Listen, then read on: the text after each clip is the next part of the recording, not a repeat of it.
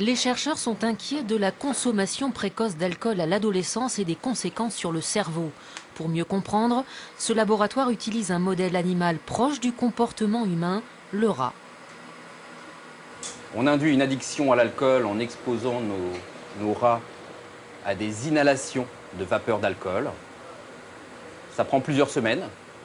C'est le seul moyen d'obtenir des rats dépendants physiquement.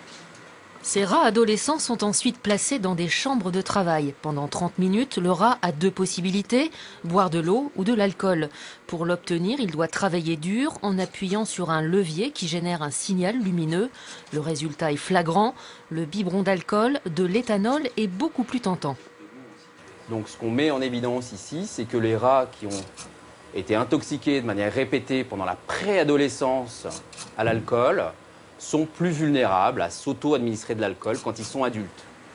Au bout de l'expérience, l'animal a 3 grammes d'alcool dans le sang, l'équivalent des adolescents qui arrivent aux urgences intoxiqués ou en coma éthylique. Le phénomène binge drinking ou biture express, de plus en plus répandu. But de l'opération, démontrer les effets compulsifs de l'alcool. Ce qu'on peut observer, c'est qu'il y a plusieurs blocs d'appui, c'est ce qu'on appelle du binge. Il va aller s'auto-administrer de grandes quantités, en tout cas jusqu'à satiété de l'alcool. Et dès que l'effet du binge ne se fait plus sentir, eh ben, il va retourner appuyer. C'est pour ça que vous voyez plusieurs petits blocs durant la session.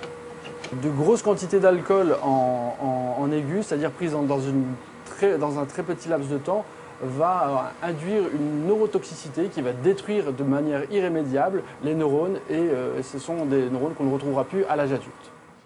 Un cerveau est en phase de croissance jusqu'à l'âge de 20 ans et l'alcool est préjudiciable à sa formation. Problème, en France, les premières ivresses ont lieu dans les années collège. Ici, à l'âge de 11 ans par exemple, à l'entrée au collège, on a 60% environ des élèves qui ont déjà expérimenté l'alcool. Et ce qu'on voit très nettement ici, c'est une intensification des consommations, puisqu'on arrive en fin de collège à 86% des élèves. Et puis surtout, ce qui est inquiétant, c'est la première ivresse. On voit qu'on est déjà à 6% à l'âge de 11 ans. De la même manière, on a une intensification ici avec, en troisième, à la fin du collège, environ 40% des élèves qui ont déjà connu l'ivresse. Pour ces raisons, les chercheurs appellent à des actions plus fermes contre la vente d'alcool aux mineurs et veulent multiplier les campagnes de prévention. Les ivresses même occasionnelles des adolescents peuvent les rendre rapidement dépendants, une maladie dont il est difficile de se sortir à l'âge adulte.